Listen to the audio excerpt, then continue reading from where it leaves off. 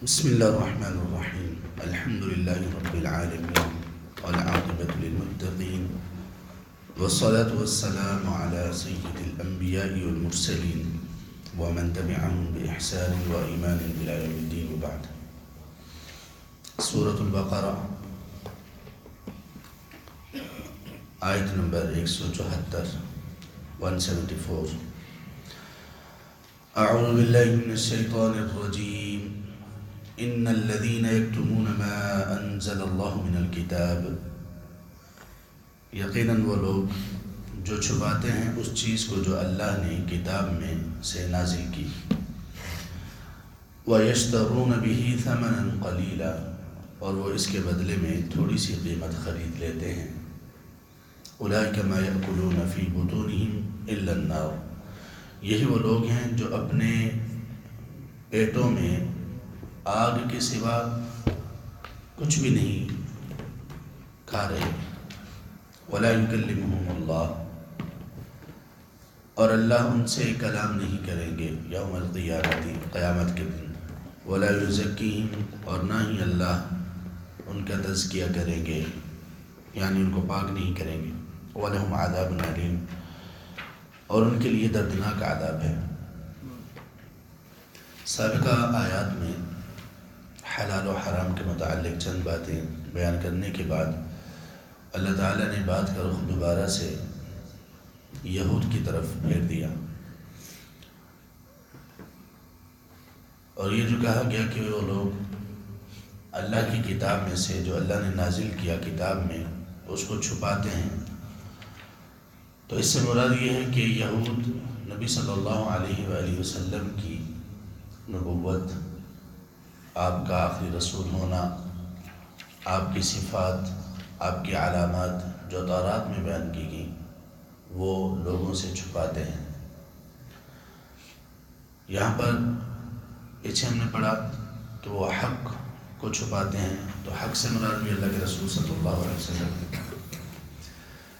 اور یہاں پر جو اللہ نے کتاب میں سے نازل کیا، اس سے مراد بھی وہ آیات اور علامات ہیں جو اللہ تعالیٰ نے رسول کریم صلی اللہ علیہ وسلم کے متعلق پیشین گوئی کے طور پر نازل کی کہ ایک رسول آنے والے ہیں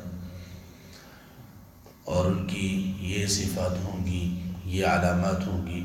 یہاں تک کہ تورات میں نبی صلی اللہ علیہ وسلم کے صحابہ کے متعلق بھی کچھ علامات بیان کی گئی ہیں، اور وہ علامات بالکل ملتی جلتی ہیں سورۃ الفتح کی آخری آیت 29 کے ساتھ، جس میں اللہ تعالیٰ نے یہ کہا محمد الرسول اللہ والذین معہ اشداء علی الکفار رحماء بینہم، کہ جو محمد صلی اللہ علیہ وسلم اللہ کے رسول ہیں، آپ کے ساتھ جو لوگ ہیں، آپ کے جو ساتھی ہیں، صحابی ہیں، وہ ایسے ہیں کہ آپس میں بڑے ہی نرم دل، رحم دل اور دشمنوں پر سخت ہیں.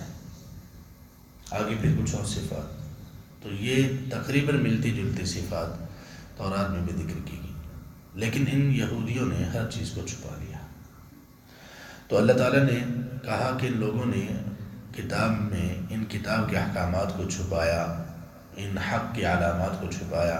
کس لیے؟ وَيَشْتَرُونَ بِهِ ثَمَنًا قَلِيلًا، اس کے ساتھ وہ دنیا کی تھوڑی سی قیمت حاصل کرنا چاہتے ہیں.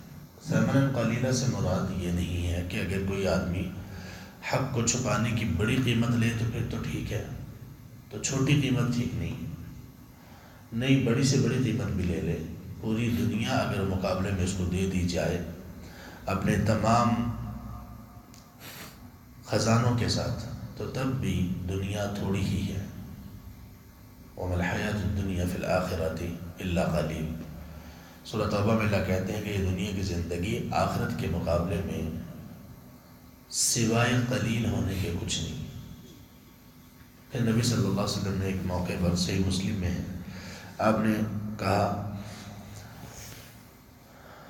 کہ تم میں سے کوئی شخص اگر اپنی انگلی کو سمندر میں ڈبوئے اور پھر نکالے اور دیکھے اس انگلی کے ساتھ کیا آیا ہے، تو یہ اپنی مثال بیان کی دنیا اور آخرت کے کمپیریزن کی کہ یہ انگلی ڈبونے کے بعد جو انگلی تھوڑی سی تر ہوئی ہے، ویٹ ہوئی ہے، تو وہ سمجھ لیجیے کہ وہ دنیا ہے، اور پورا سمندر جس کی گہرائی نہیں ماپی جا سکی، جس کے پانی کا اندازہ نہیں لگایا جا سکا، جس میں پائی جانے والی مخلوقات نہیں گنی جا سکی، وہ آخرت کی طرح ہے، اور اس سے بھی بڑھ کر ہے آخرت۔ تو دنیا کی تھوڑی سی قیمت کے بدلے انہوں نے حق کو چھپا دیا۔ وہ قیمت ان کو کیسے ملی؟ وہ اس طرح سے کہ نبی صلی اللہ علیہ وسلم کی نبوت سے پہلے عرب لوگ بھی مشرک ہونے کے باوجود بھی، اس کے باوجود کہ وہ یہودی نہیں تھے، پھر بھی وہ یہودیوں کو ایک مقام دیا کرتے تھے کہ یہ بڑے عالم فاضل لوگ ہیں، ان سے مسائل پوچھا کرتے تھے، ان کی باتوں پر کان دھرا کرتے تھے، ان کی باتیں توجہ سے سنتے تھے، ان کی عزت اور تکریم اس بنیاد پر کرتے تھے، اور ان کی آوبھگت بھی کرتے تھے۔ یہ ساری دنیا کی چیزیں، یہ ساری قیمت ہے، تھوڑی قیمت ہے۔ تو انہوں نے اپنا یہ مقام باقی رکھنے کے لیے نبی صلی اللہ علیہ وسلم کی رسالت کی گواہی کو چھپا دیا کہ اگر ہم نے یہ بتا دیا کہ یہ وہ آخری رسول ہیں تو لوگ تو ہماری طرف تو متوجہ نہیں ہوں گے، تو ہماری وہ شہرت ختم ہو جائے گی۔ یہ شہرت کی بنیاد پر ان کو صرف مال اور دولت کا لالچ نہیں تھا، بلکہ شہرت اور جو جاہ تھی، جو عہدہ اور سٹیٹس تھا، اس کے لالچ میں آ کر انہوں نے کتنا بڑا گھنونا جرم کیا کہ نبی صلی اللہ علیہ وسلم کی بعثت اور اس کے دلائل کو چھپا لیا۔ نہ صرف یہ کہ چھپایا، بلکہ خود بھی جانتے بوجھتے ہوئے اس کو تسلیم نہیں کیا۔ ہم ذرا آج اگر نظر دوڑائیں تو کتنے لوگ بیچارے ایسے ہیں جو اپنے عہدے کی عبادت کرتے ہیں، اپنے سٹیٹس کے سامنے جھک جاتے ہیں، کچھ بھی ہو جائے، حلال سے حرام کرنا پڑے، حرام سے حلال کرنا پڑے، سٹیٹس کو کچھ نہیں ہونا چاہیے۔ میں فلاں ہوں، میں اس عہدے پر ہوں، مجھے یہ دین کی باتیں زیب نہیں دیتی، ہاں ہو رہا ہے مجھے معلوم ہے ٹھیک نہیں ہے، لیکن چلتا ہے، دنیا بھی رکھنا پڑتی ہے، دین بھی رکھنا پڑتا ہے۔ نہیں، یہ ایمان کے منافی بات ہے، مومن کی یہ لائق نہیں۔ سٹیٹس رسولوں سے بڑھ کر کس کا ہوگا؟ اور اللہ تعالیٰ نے اپنے رسولوں کو حکم دیا بلغ، اور خاص طور پر اپنے آخری رسول صلی اللہ علیہ وسلم کو بلغ ما انزل الیک من ربک، اے پیغمبر جو آپ کی طرف، آپ کے رب کی طرف سے نازل کیا گیا اس کو پہنچا دیجیے۔ وَإِن لَمْ تَفْعَلْ فَمَا بَلَّغْتَ رِسَالَتَهُ، اے پیغمبر اگر آپ نے ایسا نہ کیا تو آپ نے اللہ کی رسالت کو پہنچایا نہیں، آپ اس میں کوتاہی کرنے والے ہوں گے۔ تو ان لوگوں نے تھوڑی سی قیمت کے بدلے، عہدے کے بدلے، اپنی وہ جاہ اس کے بدلے، سٹیٹس کے بدلے چھپا لیا اللہ تعالیٰ کے حق کو۔ اب ان کا انجام کیا ہے؟ اولئک ما یاکلون فی بطونہم الا النار، اللہ تعالیٰ فرماتے ہیں کہ یہ جو حق چھپانے کے عوض میں ان کو جو کچھ مل رہا ہے کسی بھی صورت میں، تو یہ لوگ اپنے پیٹ میں جو اتار رہے ہیں اس حق کے بدلے ملنے والی حقیر سی رقم کو، مال اور دولت کو، تو یہ محض آگ ہے، یہ صرف اور صرف آگ ہے، جتنی وہ چاہیں اپنے پیٹ میں داخل کریں۔ اللہ کے رسول صلی اللہ علیہ وسلم نے فرمایا الذی یأکل ویشرب فی آنیۃ الذہب والفضة فہو یجرجر فی بطنہ نار جہنم او کما قال، آپ صلی اللہ علیہ وسلم نے فرمایا جو شخص سونے اور چاندی کے برتنوں میں کھاتا ہے یا پیتا ہے تو وہ اپنے پیٹ میں آگ، جہنم کی آگ بھر رہا ہے، کیونکہ اس کا گناہ ہے اور اس کا انجام آگ کی صورت میں اس کو ہوگا، اور آگ اس کو کھلائی جائے گی۔ اعوذ باللہ من الشیطان، اللہ ہم سب کو بچائے اس آگ سے۔ ولا یکلمہم اللہ، اور اللہ تعالیٰ ان سے کلام نہیں کریں گے۔ کلام نہیں کرنے کا مطلب یہ ہے کہ اللہ تعالیٰ ان سے راضی نہیں ہوں گے، نرمی والا کلام نہیں کریں گے، ورنہ عموماً اللہ تعالیٰ تو قیامت کے دن تمام انسانوں کو مخاطب کریں گے۔ تو ان انسانوں سے اللہ تبارک و تعالیٰ ایسے لوگوں سے جنہوں نے حق کو چھپایا دیدہ و دانستہ طور پر اور حق کی مخالفت کی اور دنیا کے مال کو چاہا اور آخرت کو ترجیح نہ دی، چھوڑ دیا، اللہ ایسے لوگوں سے نرم اور شفقت والا کلام ہی نہیں کریں گے بلکہ سختی سے پیش آئیں گے۔ ولا یزکیہم، اور نہ اللہ ان کو پاک کریں گے۔ مراد یہ کہ اللہ تعالیٰ ان کے گناہوں کو معاف نہیں کریں گے۔ جس کے گناہوں کی معافی اس کو نہ ملی تو وہ کیسے اللہ کے ہاں نجات پائے گا؟ یہ تو اللہ کی رحمت ہے، اس کی مغفرت ہے کہ اللہ تعالیٰ معاف کرتے رہتے ہیں، رحم کرتے رہتے ہیں تو بندے کا کام چل جاتا ہے۔ یہ اللہ کی رحمت ہے کہ بات اب تک بنی ہوئی ہے، اور آگے بھی اللہ کی رحمت سے ہی بات بنے گی، اس کے بغیر چارہ نہیں ہے۔ لیکن یہ نادان لوگ ایسے ہیں جو کہ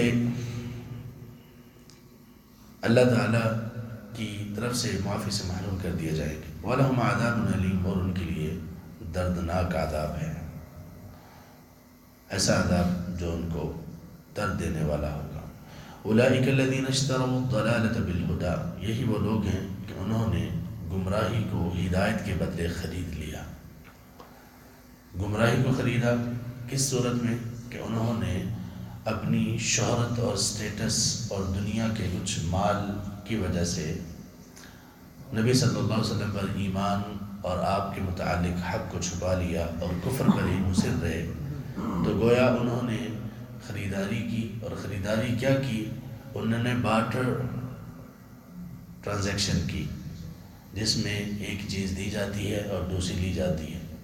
عام طور پر ہم جو تجارت کرتے ہیں، جو خرید و فروخت کرتے ہیں، وہ پیسے کے ساتھ ہوتی ہے، پیسے دیتے ہیں، کوئی چیز لیتے ہیں۔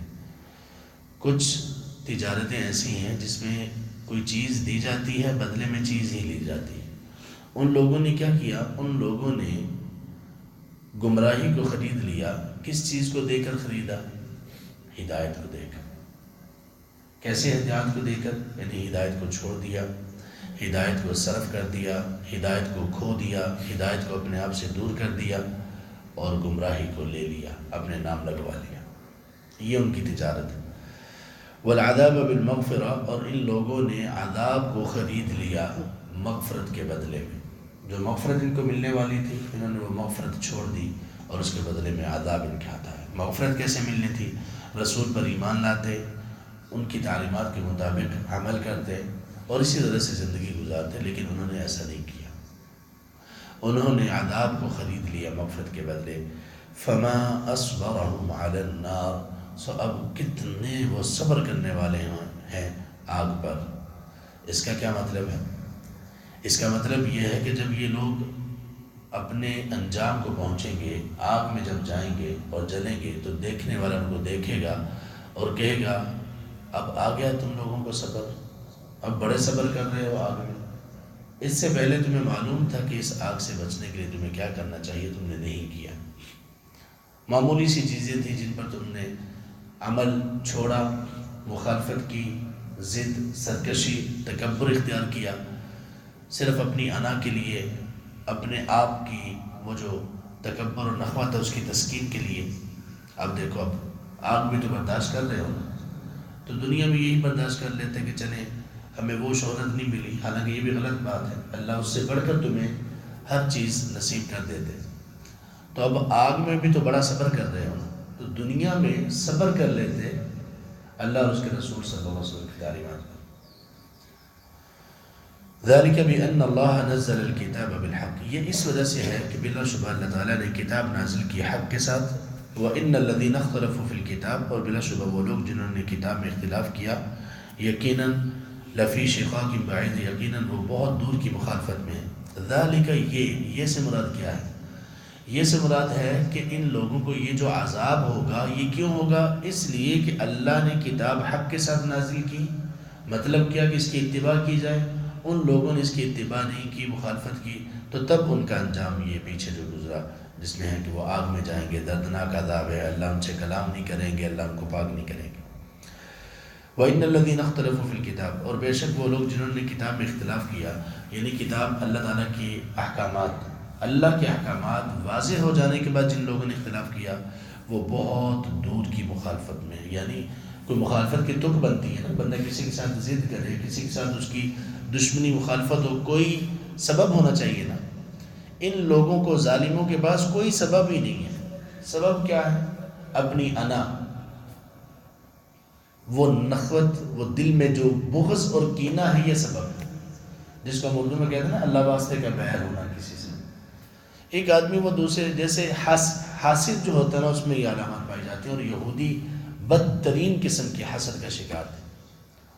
اب حاسد کو جس سے وہ حسد کر رہا ہے کوئی دشمنی نہیں ہوتی، لیکن وہ دیکھ نہیں پاتا اس بندے کی عزت کو، اکرام کو، اس کو ملنے والی نعمتوں کو، اس کو ہضم ہی نہیں ہوتی۔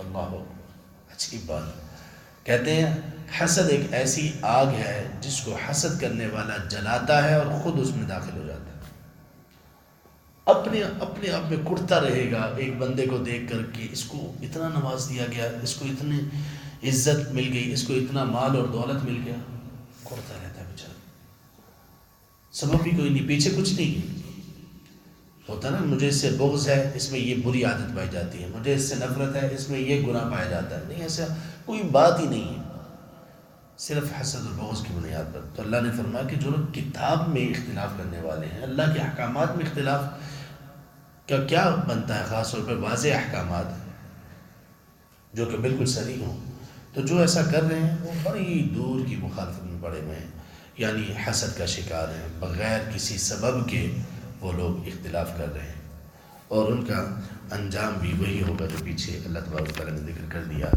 اللہ تبارک و تعالیٰ ہمیں حق جاننے کی، سمجھنے کی اور اس کی اتباع کی توفیق نصیب فرمائے۔ وآخر دعوانا الحمد للہ رب العالمین۔